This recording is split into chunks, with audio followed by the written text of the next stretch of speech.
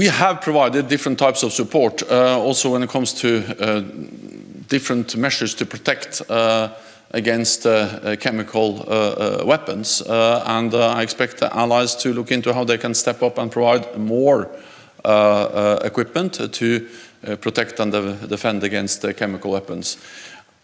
I don't think it's useful if I go into all the details, partly because allies will discuss this tomorrow, but also partly because I think that when it comes to the details about exactly what kind of support we provide, it's actually not always the best thing to be too detailed about that. We provide support, we are stepping up our support, and we are concerned about the possibility of use of chemical weapons or biological weapons. We've also seen not only the nuclear rhetoric from the Russian side, but also these false claims that Ukraine, supported by NATO allies, are producing and preparing for the use of chemical weapons. This is an absolute false accusation, but it may be a way for them to, in a way, try to create a pretext for their use of chemical weapons.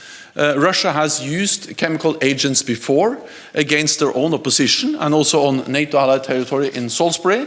And Russia was, of course, part of the use of chemical weapons in Syria. They facilitated and supported the Assad regime, which has actually used chemical weapons several times. So we are concerned, and that's also the reason why we are ready and will address tomorrow ways to provide support to Ukraine to protect themselves against the use of chemical weapons. And let me add that, of course, this is extremely serious for the people of Ukraine. But any use of chemical weapons or biological weapons may also have direct consequences for NATO allied countries, people living there. The contamination, the spread of chemical or biological agents used in Ukraine may have direct consequences also for the population living in NATO allied countries in Europe. So it just underscores the seriousness of our concerns.